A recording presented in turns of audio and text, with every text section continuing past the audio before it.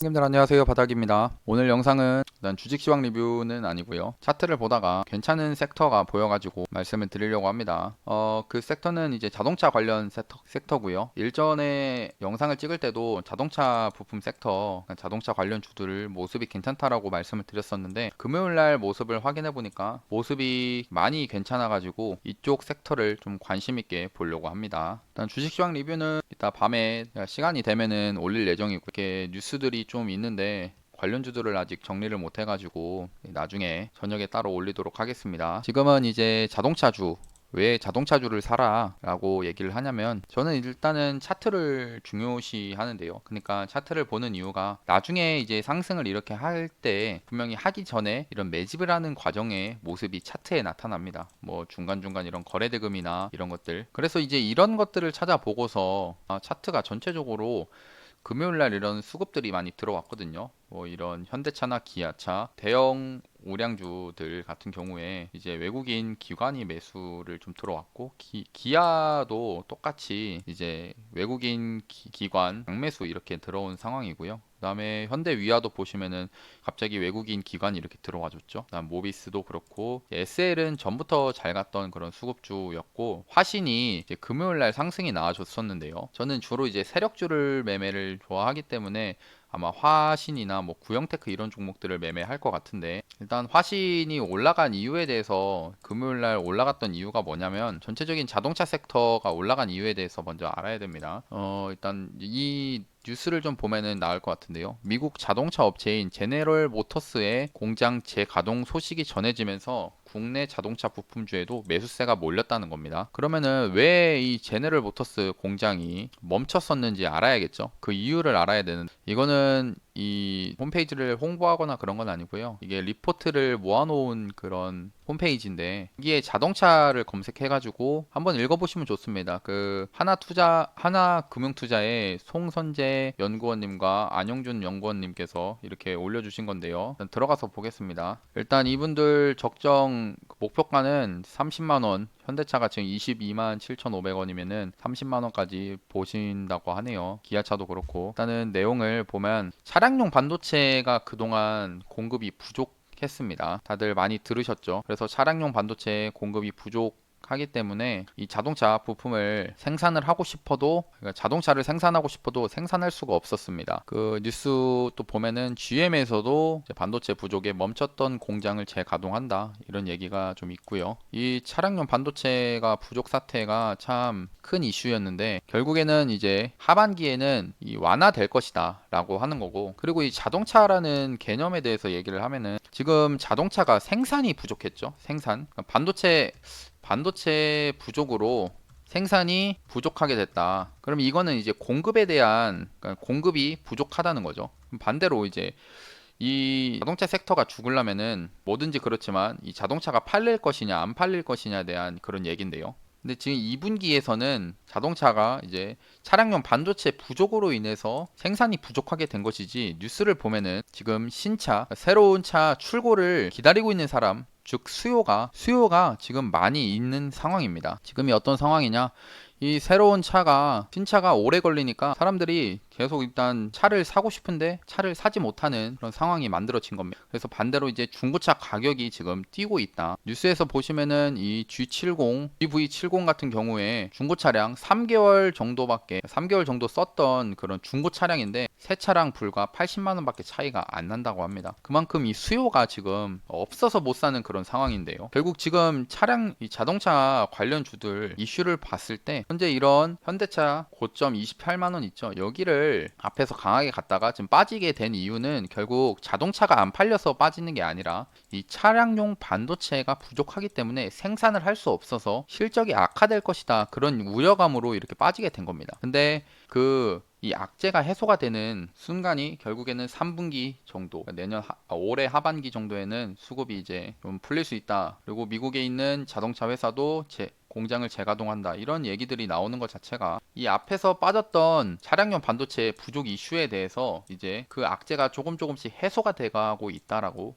볼 수 있습니다. 그럼 결국 다시 이제 자동차 생산량이 늘게 되면은 결국에는 주가는 자연스럽게 실적이 올라가면서 상승을 할 수밖에 없다는 겁니다. 그래서 저는 이 자동차 관련 종목들 3분기 조금 길게 들고 가고 싶으신 분들은 이런 자동차 부품 관련 종목에 매수를 해보시는 건 어떤가라고 생각합니다. 물론 이게 추천은 하지만 이게 보험을 들어놔야겠죠. 그 투자의 책임은 본인에게 있습니다. 근데 아무튼 제가 볼 때는 자동차 이런 부품 관련주들 모습은 괜찮다라고 생각하고요. 여기서 이제 하나씩 종목을 추천하고 이런 건 아니지만 전체적인 차트의 모습을 봤을 때 보면서 얘기를 하겠습니다. 현대차 우리가 잘 아는 그런 완성차 그 회사죠. 그다음에 기아 제가 볼 때는 그냥 뭘 꼽자면은 딱 특정하게 어떤 게 좋다라고 하면은 저는 기아가 현대차보다는 좀 더 차트의 모습만 봤을 때는 기아가 좀 더 나은 것 같습니다. 뭐 정확한 이제 회사의 실적이나 이런 것들은 잘 모르지만 그냥 단기적인 모습만 보고 얘기를 하면은 앞에서 고점으로 크게 상승을 했다가 이제 빠질 때 보면은 이 고점 대비해서 한 30% 정도 빠진 이런 구간입니다. 이 기아 같은 경우에는. 근데 현대차는 고점을 이렇게 만들어 놓고 여기서 얘도 30% 빠졌지만 올라간 거에 비해서 많이 빠졌다는 거예요. 구간을 나눠서 이야기를 하면은